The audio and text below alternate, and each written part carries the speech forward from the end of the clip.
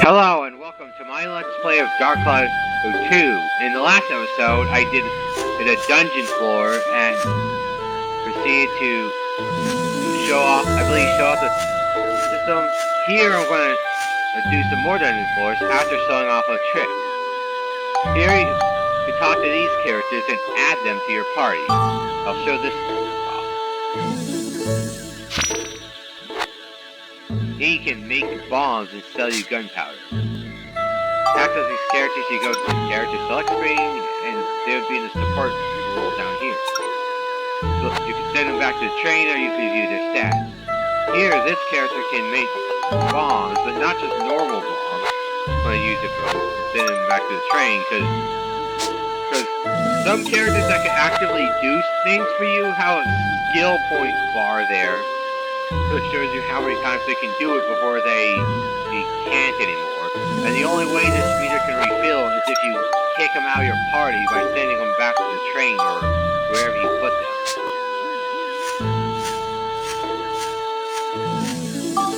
Real quick, this is what he made. Improved bombs. The old bomb, but now with a bigger explosion. You could use that to fight and damage enemies, or you could do what I usually do and sell them. They have a really good selling price, so if you collect a bunch and sell them to a shopkeeper, then that's an easy way to maintain your money. His abilities are boost item acquisition when you defeat a monster and ore sales. Real quick, this is what his inventory looks like. Nothing really impressive. There's another character that sells you all this stuff and more. So, what he's got is not really that impressive. Unless you're really desperate for one of those particular materials right now.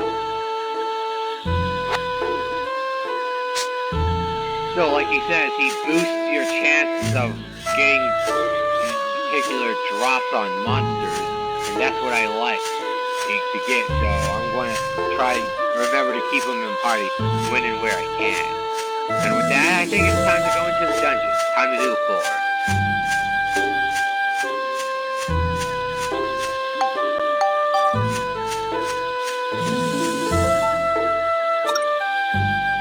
Oh, perfect timing. This introduces another new level. Well, you see the little seal in the top right of the info screen here? There's 3 different types of seals. This one here is a red seal. It blocks you from being able to use Max, so you can only complete the level with Monica. Blue seals, on the other hand, are the opposite. They block you from using Monica, meaning you can only use Max for the level. Which isn't that bad, because you get to use the right plot. And then there are white seals, which let you use both characters, but it blocks all attempts at healing, which includes static healing items like poison. Like using antidotes to cure poison or so. So, you gotta be careful of these floors here. If the character isn't up to snuff, then you can get in a lot of trouble real quickly. This floor appears to have a red seal on it. Max has been chosen by the red Apomelia. You can't switch to it.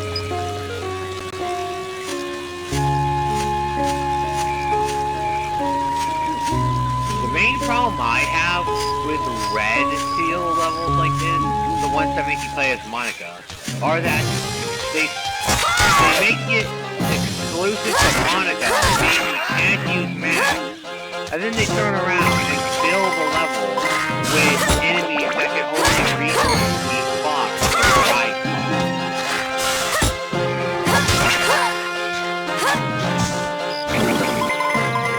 They do that almost all the time, starting from the 3rd chapter onward, and I am really not a fan.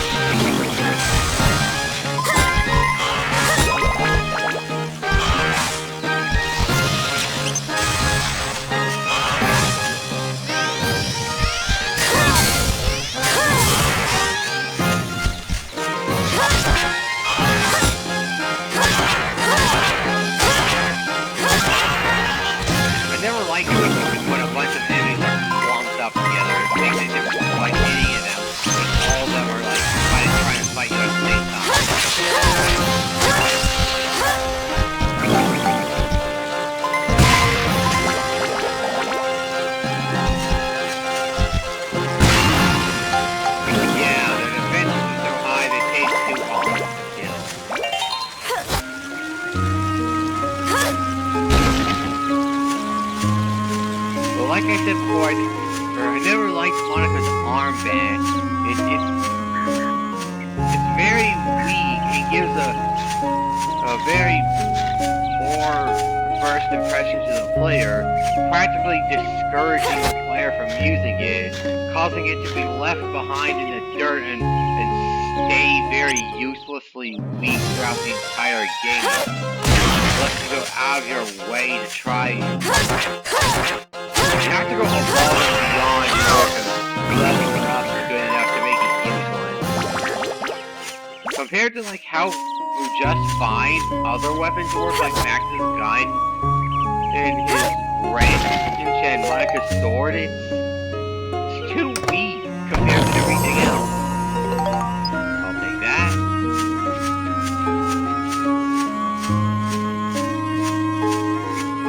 Magic crystal. Wrong crystal, although I will take it.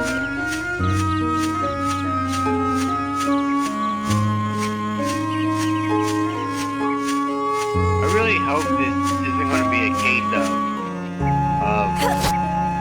like not getting the crystal until after I kill the enemies or so. That would be really pointlessly useless. I never understood why that was a thing. I know it's randomly generated and all, but it's really kind of pointless when the game doesn't give you the map and crystal until after you fill the map and just kill all the enemies.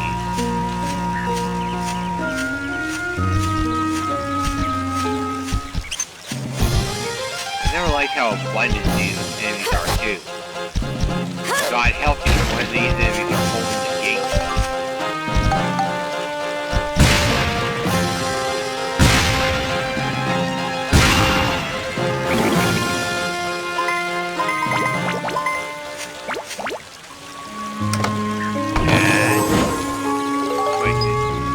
That area has that proves my point exactly.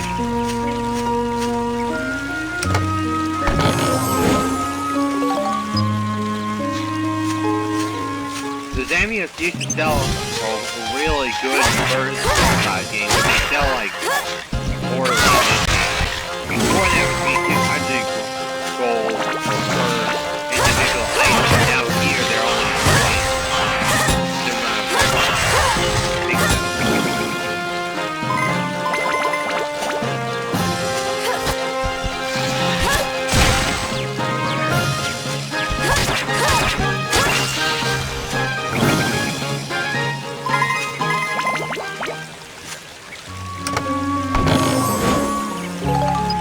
power crystals just plain straight on and increase your attack power.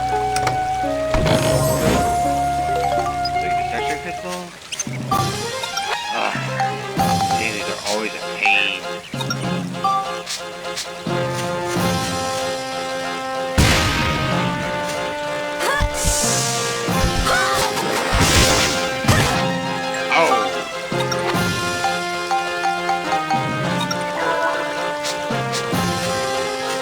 By the way, real quick, it's just a warning. If you're on a red or blue seal level that limits you to one specific character, and that character dies, it's game over. It doesn't give you a chance to leave the dungeon or use another character. The lack of character switching should have an obvious explanation. So it's just plain game over. That's another reason to dislike these levels.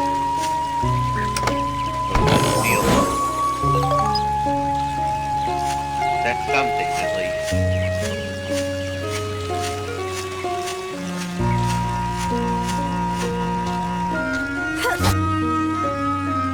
Technically, I'm able to leave this level whenever I want.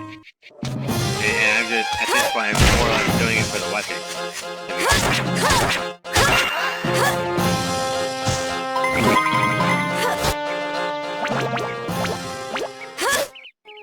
I haven't pointed out until now, but I hope you noticed that the number of items we're getting from enemies has practically more or less drastically increased in Borneo and the party. That's why I like him. Anything you can towards building, and anything that you don't want or need can be sold off. Although preferably, it probably has to hold on because you have more than enough space in your inventory for everything. Still.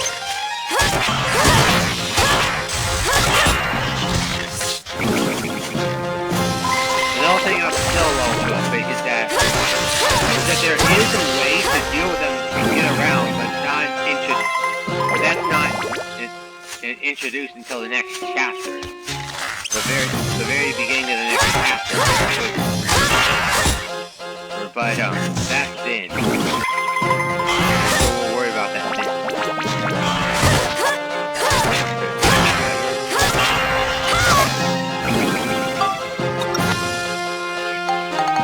It's weird how it's been a while. We haven't seen any skeleton ever survive themselves.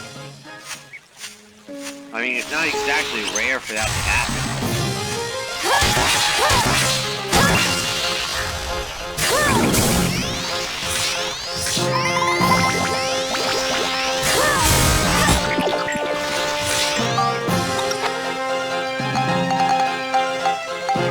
Oh, there it is. I was gonna say.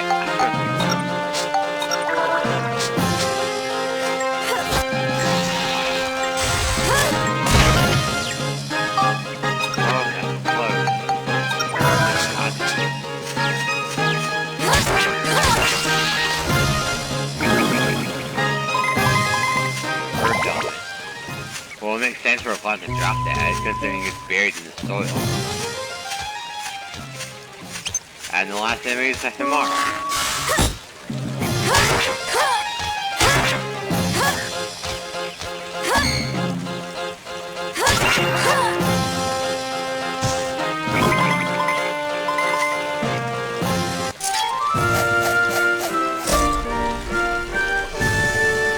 Looks like we got them all.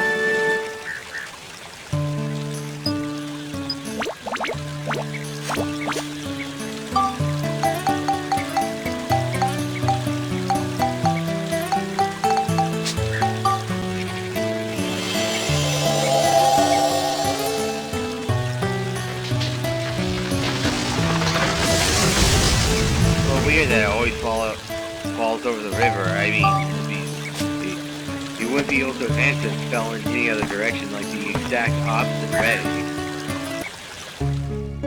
But it's not much. Great Fish Swamps.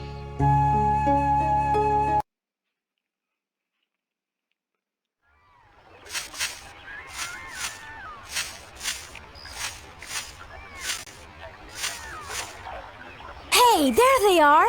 The whole lot of them! Hold on! Something's up! Huh? Yeah, something weird's going on. Let's try talking to them. Well, okay.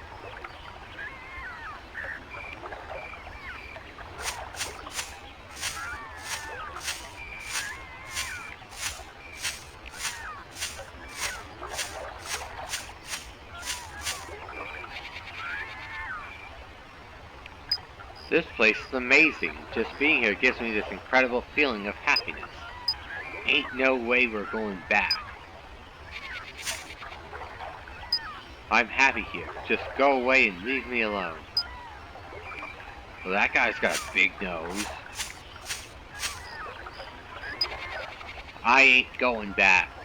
I'm gonna live here forever, and there ain't a thing you can do about it.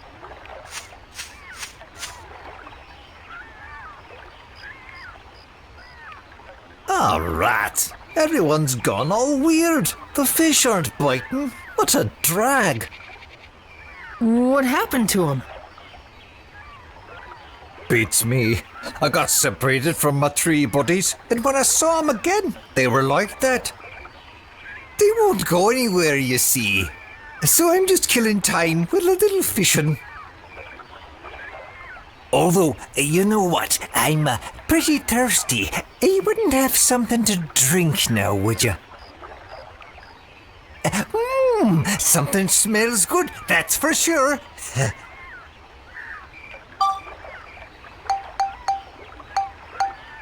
Gee, I wonder what he could possibly be asking for. Well, let me give him this jar of poison. This'll do nicely. Just what I wanted, thanks. Here, you can have my rod. Take some time for fishing. It'll clear your head. And with that, we have another game mechanic being introduced. Come back any time if you run out of bait. To fish, first equip the fishing rod. Don't forget to attach bait, the Mimi, or is it Mimi, whatever, in the item menu, or you can't fish. Once this is done, stand at the edge of the water and press X to begin fishing.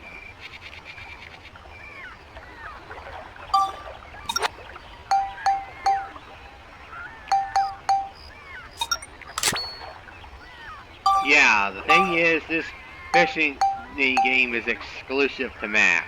Monica cannot partake in it at all. It's kind of unfair that all the game mechanics are almost completely exclusive to Max, and Monica doesn't get anything. Max gets the ride pod, Monica doesn't have an equivalent. Or at least not yet. If Max gets the fishing rod, Monica can't fish at all. There's another thing coming up in the next chapter that Max can partake in, but not Monica. But we'll get to that. We'll cross that bridge when we get to it. But until then, there's something. You know what? I'll just show off a bit of fishing now, just to show what it's like.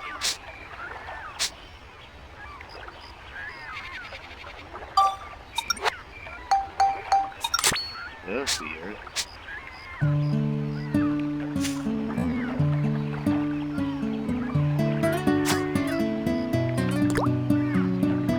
You can press X to select what you want to cast, press X to cast a second time. You can press X to reel in, and press square to reel in after, or you can use the L stick to move the rod. I'm not sure what that does, and you can press R2 to look at it closer.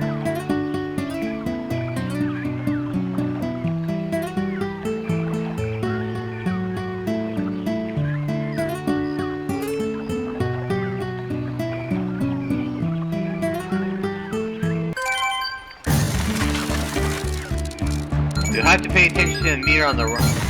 There's the length meter that shows you how far away the fish is and how much farther you have to go until you can catch it. And the danger versus safety meter shows you how close your line is to breaking. The closer to the top, the closer it is to breaking. So you want to keep it as close to the bottom as possible. And you can gauge how big or small the fish is depending on how fast the meter fills. The faster the meter fills, the bigger the fish is. Ooh, well, that's exactly the kind of fish I was going to need for something coming up.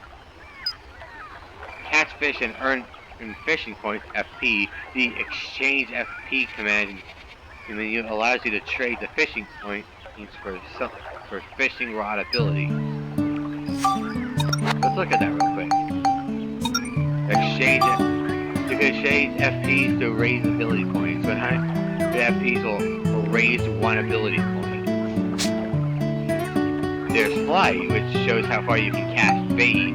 Strength, which is necessary for reeling in the big ones. Resilient, which means the line won't break because easily. And luck, which is success in fishing depends on many things. And grip, it has to feel just right. If I remember correctly, I think grip affects like how when you fish, it's supposed to make the controller rumble or so. And I think grip here is supposed to help affect the rumble, from what I hear. But that's just what I have no idea if that works or means anything or not. So personally, I just take that with a grain of salt. And I'm not exactly sure if I'm using a controller that has rumble myself, so it wouldn't even mean anything to someone who's not actively using rumble.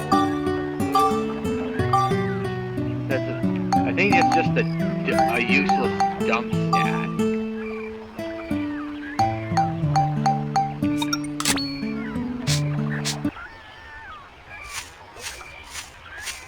And with that, I think I'm gonna, considering what's about to come up, I think I'm gonna cut this off and leave this as a shorter episode. Well, it didn't take long for us to find them, that's for certain. Next time, we'll be exploring more of the area to see what's up and see if we can help these guys. He's recovered from whatever's making him want to stay here. I wonder if that'll have anything to do with the fishing mechanic we just got. Until then, see you around.